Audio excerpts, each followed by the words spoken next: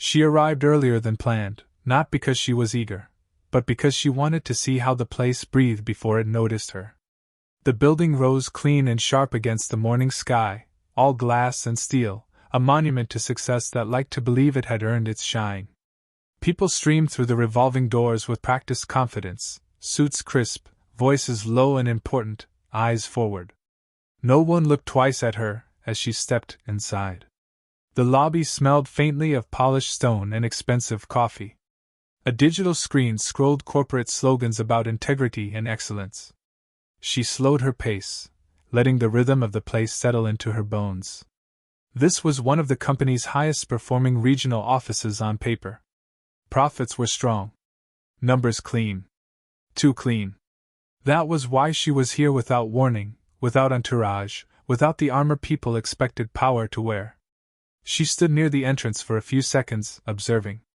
The security guard laughed easily with a man whose watch probably cost more than most monthly salaries. An assistant rushed past, heels clicking, phone pressed to her ear, apologizing to someone who wasn't listening. At the reception desk, a young woman typed rapidly, lips pursed, eyes flicking up only when someone important-looking approached. When she finally walked toward the desk, the receptionist didn't look up at first. "Yes?" the woman said, tone clipped, already signaling impatience. "I'm here for a meeting," she replied evenly. The receptionist's fingers paused. She glanced up, her eyes moving quickly, assessing. Not hostile. Not friendly. Just calculating. "Name?" she asked. She gave it. Clearly. Calmly. The receptionist frowned, leaning closer to the screen. Her eyes narrowed slightly, then widened just enough to register confusion. She looked back up, her gaze sharper now, searching for something that wasn't there. No badge, no visible authority, no expensive accessories announcing importance. "One moment," the receptionist said, already standing. She disappeared through a side door. From where she stood, the woman could hear muffled voices, quick and irritated. A man's voice rose briefly, then dropped. The receptionist returned, posture changed. Straighter. Colder. "Executives are in a closed meeting," she said. "You'll need to wait outside." The words landed harder than they should have. "Outside?" she repeated, not challenging, just confirming she had heard correctly. "Yes," the receptionist said, lips tight. "We don't allow non-staff to linger in the lobby during high-level meetings." Non-staff. The woman glanced around. Several people sat comfortably in the waiting area, scrolling through phones, chatting quietly. None of them were being asked to leave. None of them looked like her. "I'm early," she said. "I can wait here." The receptionist shook her head, already dismissing the conversation. "Policy." Something flickered behind the woman's eyes, not anger, not surprise, but recognition. She had seen this before. Not here, perhaps, but everywhere power forgot itself. She nodded once. "Of course," she said. As she turned toward the glass doors, she felt it, the subtle shift in the room. A few glances followed her. Curious. Dismissive. Indifferent. The security guard looked over but said nothing. The doors slid open with a soft hiss, letting in a rush of cool air. Outside, the city hummed. Cars passed. A delivery truck rumbled by. She stopped just beyond the entrance and stood still, the building looming behind her. Her reflection stared back from the glass, composed, unyielding, patient. She checked her watch. 60 seconds. Inside, the meeting continued. Laughter broke out in the boardroom as someone cracked a joke about optics and keeping the brand clean. Coffee cups clinked. A slide changed. The man at the head of the table leaned back, satisfied. "We're doing fine," he said. "Head office worries too much." Several people nodded. "HR flagged a few complaints," another added casually. "But nothing serious. You know how some people are." A few smirks followed. Back outside, she folded her hands loosely in front of her, letting the cold bite just enough to stay present. She remembered the early days, meetings where her voice was ignored until a man repeated her words, investors who smiled politely while doubting her competence, doors that opened slowly, reluctantly. She had learned then that power reveals itself most clearly in moments like this, when no one thinks they're being watched. The glass doors slid open again. An executive stepped out, phone to his ear, stopping short when he saw her standing there. "Hey," he said, distracted. "You can't." She met his eyes. He faltered, something about her gaze making him pause. Then his phone buzzed again, and he turned away, the moment forgotten. Inside, the receptionist watched through the glass, a faint crease forming between her brows. Something about the woman waiting outside felt wrong, unsettling, but she pushed the thought away. Orders were orders. The seconds ticked by. Inside the boardroom, the conversation shifted. "We should tighten access," someone said. "Too many random people wandering in." "Agreed," the man at the head replied. "This is a serious place." Outside, the woman exhaled slowly. 40 seconds. A junior employee approached the reception desk, lowering her voice. "Why is that woman outside?" The receptionist shrugged. "Not our problem." The junior employee glanced again toward the doors, unease flickering across her face. 30 seconds. Inside the boardroom, a knock interrupted the flow. Annoyed glances shot toward the door. "We're busy," someone muttered. The knock came again, firmer this time. 20 seconds. The man at the head sighed. "This better be important." The door opened slightly. An assistant leaned in, pale. "There's someone here asking for the board." Irritation rippled through the room. "We said no interruptions?" The assistant swallowed. "She says she'll only take a minute." Outside, the woman straightened. 10 seconds. Inside, chairs shifted as patience thinned. "Who is she?" someone asked. The assistant hesitated. "She didn't say." The man at the head scoffed. "Then she can wait." 5 seconds. The woman stepped forward as the doors slid open, her heel crossing the threshold. Inside the boardroom, conversations died mid-sentence as she entered, not hurried, not apologetic, but with a calm certainty that made the room feel suddenly smaller. She looked around, meeting each face in turn. "Good morning," she said. The man at the head frowned. "This is a private meeting." She smiled faintly. "So am I," she replied. And for the first time that morning, the building seemed to hold its breath. The room didn't erupt right away. It stiffened first, like a muscle tensing before pain. Chairs stopped moving. Pens hovered midair. The hum of the projector seemed suddenly too loud, then abruptly insignificant as someone reached out and shut it off. The man at the head of the table leaned forward, palms flat against the polished surface. "You're interrupting," he said, slow and deliberate, as if explaining a rule to a child. "This meeting is restricted." She didn't raise her voice. She didn't lower it either. "I know exactly what kind of meeting this is." That unsettled them more than anger would have. One of the executives exchanged a look with the HR manager, a silent question passing between them. Who let her in? Why hadn't security stopped her? "Who are you?" the man asked again, sharper this time. She glanced toward the door, where the assistant hovered, unsure whether to retreat or stay. "You can close that," she said gently. The assistant hesitated, then did as she was told. The click of the door echoed louder than it should have. "This is highly inappropriate," someone muttered from the far end of the table. "Inappropriate," she repeated thoughtfully, tasting the word. "That's an interesting choice." She set her bag down beside the chair at the head of the table but didn't sit. Instead, she walked slowly along the length of the table, her eyes moving from face to face, taking them in the way they had never imagined being seen. "You know," she said, "I was told to wait outside." A few brows furrowed. "Outside?" the HR manager asked automatically, then seemed to realize she'd spoken too quickly. "Yes," she said. "Outside the building." The man at the head waved a dismissive hand. "If there was a misunderstanding at reception, we can address it later. Right now you need to leave." She stopped behind his chair. Not close enough to threaten. Close enough to be felt. It wasn't a misunderstanding, she said. It was procedure. The same procedure that's been quietly shaping this office for years. A ripple of discomfort passed through the room. One executive scoffed. You're making accusations you can't back up. She finally took the chair at the head of the table, sitting where no one had invited her to sit. The leather creaked softly beneath her. I can, she said. And I will.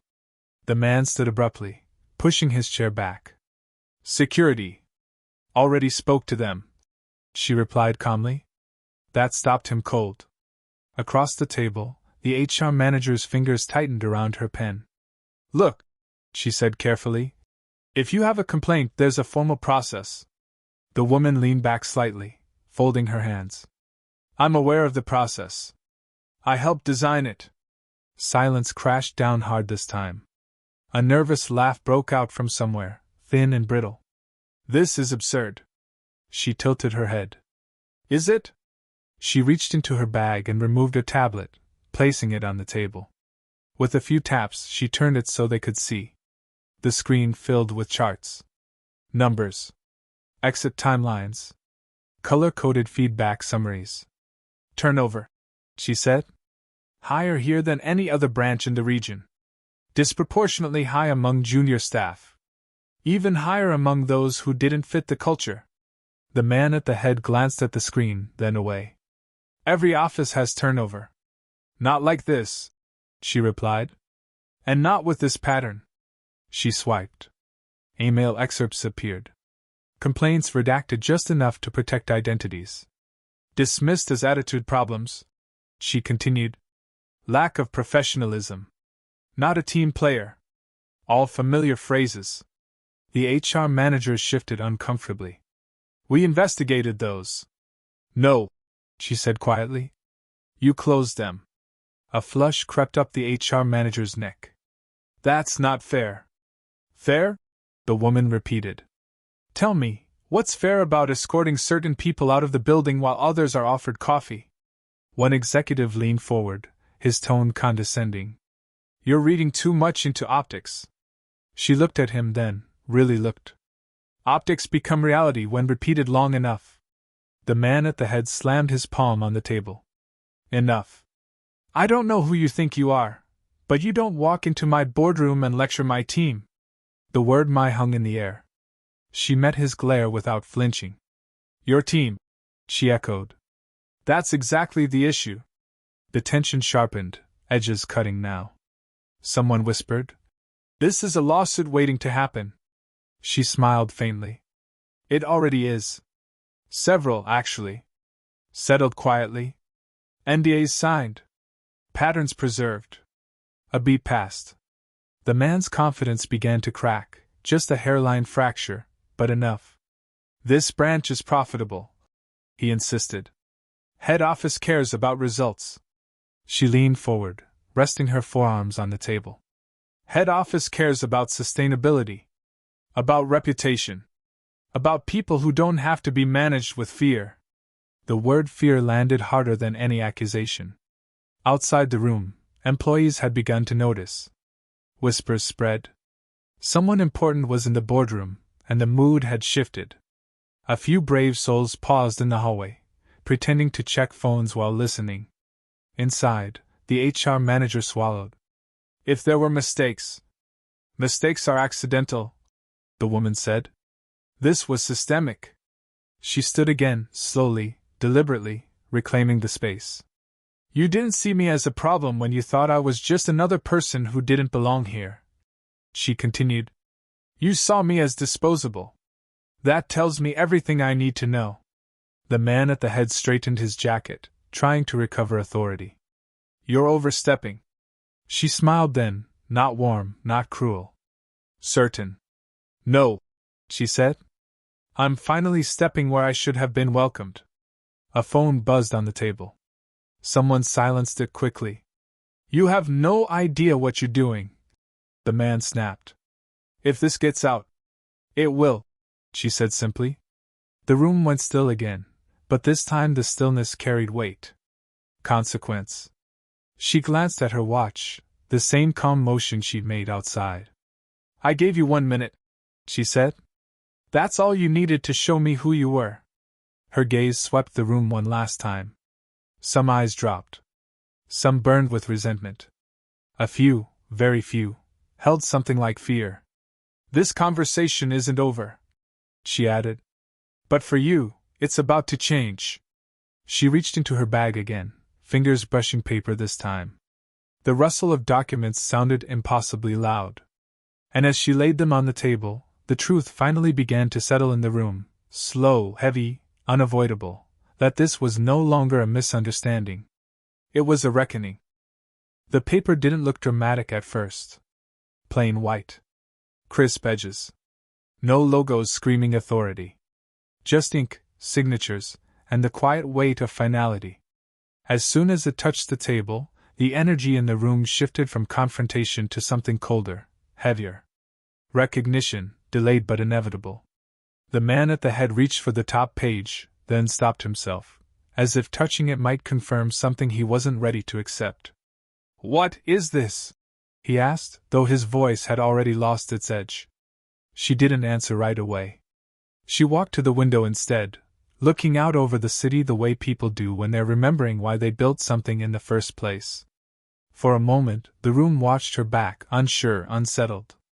Power was no longer where they expected it to be. Do you remember? She said finally. The leadership retreat 3 years ago? A few exchanged glances. The one about values, she continued. Respect. Accountability. The one you all nodded through. No one spoke. I stood on a stage and told the company that culture wasn't a slogan, she said. That it was a daily practice. That numbers meant nothing if dignity was optional. The HR manager's face went pale. Her lips parted slightly. Wait, she whispered. You're. She turned then, meeting the HR manager's eyes directly. Yes, she said. I am. The words seemed to echo without being spoken again. The man at the head staggered back into his chair. That's not possible, he muttered. We would have been notified. You were notified, she replied calmly. Just not in the way you expected. She picked up the top document and slid it toward him. That's my authorization. Effective immediately. His hands trembled as he scanned the page.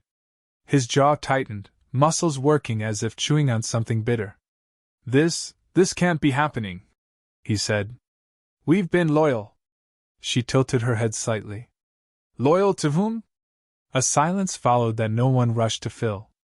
One of the executives stood, his voice sharp with panic. This is an ambush. You came in here to humiliate us. No, she said. I came in here to listen. You did the rest yourselves.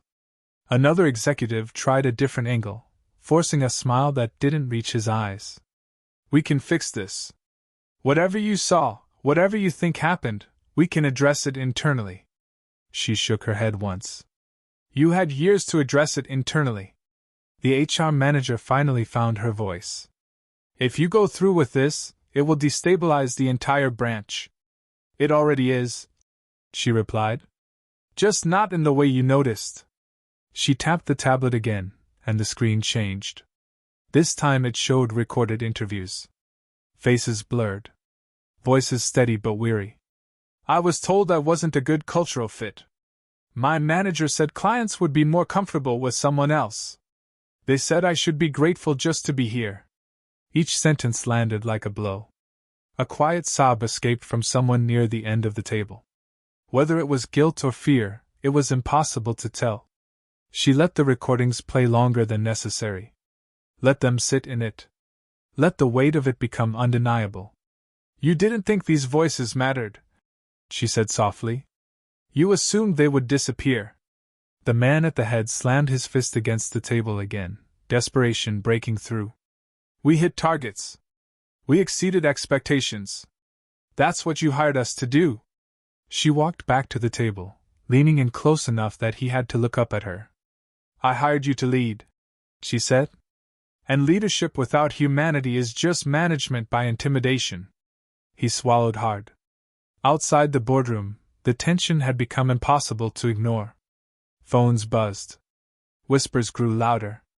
Someone from finance stood frozen in the hallway, staring at the closed door like it might explode. Inside, the HR manager wiped her eyes, mascara smudging slightly. "I tried," she said weakly. "You don't know what it's like to push back against them." The woman's gaze softened, but only slightly. "I do know," she said. "And I also know the difference between being overruled and being complicit." That distinction cut deeper than accusation. She straightened, her voice steady, unshakable. "This branch doesn't fail because of market forces. It fails because people were taught that power meant exemption."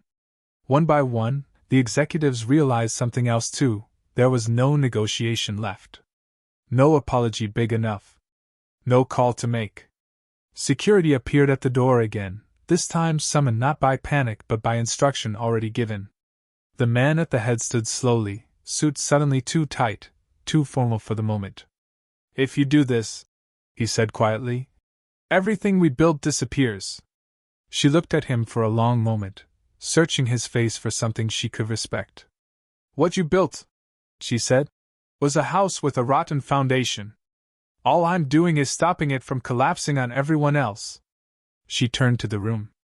"You each have a choice in how you leave here. With dignity. Or escorted." No one moved. One by one, chairs scraped back. Some people avoided her gaze. Others glared, resentment burning behind their eyes. A few looked relieved, as if something unbearable had finally been named. As they filed toward the door, the woman remained standing at the head of the table, watching not with triumph, but with resolve. This wasn't revenge. It was correction. When the room finally emptied, the silence felt different, lighter, but charged with responsibility. The assistant peeked in hesitantly. Is it over?" She shook her head. "It's just begun." She gathered her things, then paused, looking once more at the city beyond the glass. Somewhere down there were people who would come to work tomorrow unsure of what this meant. Afraid. Hopeful. Both. She knew what came next wouldn't be easy. Rebuilding never was.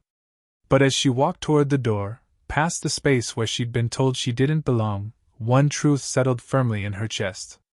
They had underestimated her silence. And now, they would learn exactly what it had been holding back.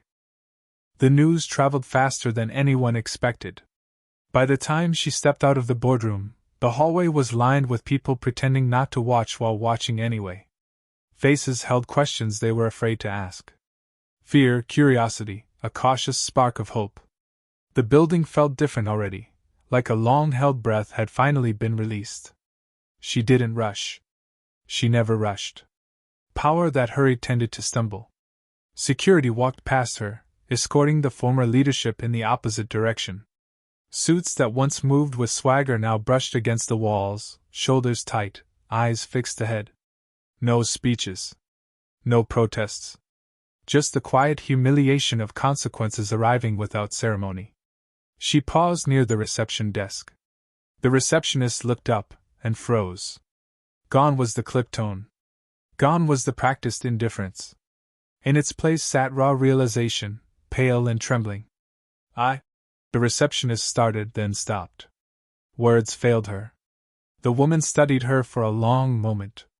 Not unkindly. Not forgiving either. Just honestly. "Policies matter," she said calmly. "But people matter more."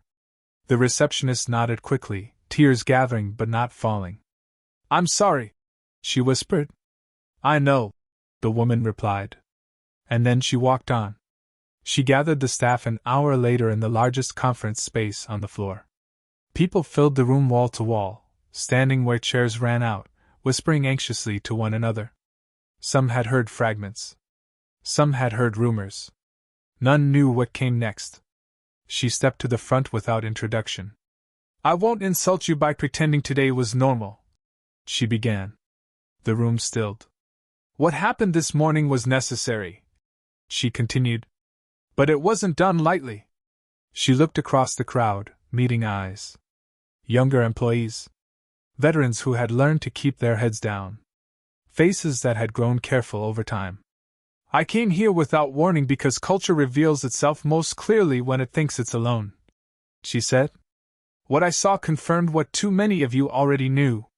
A murmur rippled through the room. Effective immediately, this branch is under interim leadership, she said. And every complaint that was dismissed, minimized, or buried will be reopened. Someone inhaled sharply. There will be independent oversight, she added. No retaliation. No quiet exits. No favors. She let that settle. I can't undo what some of you endured, she said. But I can promise this, silence will no longer be the price of belonging here. For a moment, no one moved. Then a hand rose in the back. Hesitant. Shaking. What if nothing changes? A voice asked. She nodded, acknowledging the fear. Then you should hold me accountable, she said simply. That was when something shifted. Not applause. Not cheers. Something deeper. Trust, tentative but real. Later, she walked the floors alone, stopping to speak with people in small clusters. No speeches. Just listening. Stories spilled out quietly, cautiously at first, then with relief. Moments that had seemed too small to matter until they formed a pattern too large to ignore. By late afternoon, the sun cast long shadows across the lobby. The same lobby where she had been dismissed hours earlier. She stood there again, watching people move in and out. Only now, the glances were different. Curious. Respectful. Aware. The security guard approached her, shifting his weight. Ma'am, he said, uncertain. I didn't know. She nodded. You weren't meant to. He hesitated. If you need anything. I will, she said. And when I do, I'll ask. She stepped outside, letting the evening air cool her skin. The city hadn't changed. It never did. But inside that building, something fundamental had cracked open. Her phone buzzed once. A message from the board. Short. Formal. Supportive. The kind of approval that arrives only after the risk has already been taken. She put the phone away. The next weeks were brutal. Audits. Resignations. Lawsuits surfacing from the shadows. Headlines tried to reduce the story to spectacle, to outrage bait, to a single moment at a reception desk. They missed the point. She didn't correct them. Real change never announced itself loudly. It worked quietly, persistently, reshaping foundations. Months later, she returned to the branch unannounced again. This time, the doors opened immediately. The receptionist, new, younger, visibly nervous, stood. Good morning, she said warmly. How can I help you? The woman smiled. I'm early, she said. Mind if I wait here? Of course, the receptionist replied, gesturing to the seating area. Please make yourself comfortable. She sat observing, watching interactions, noticing what had changed, and what still needed work.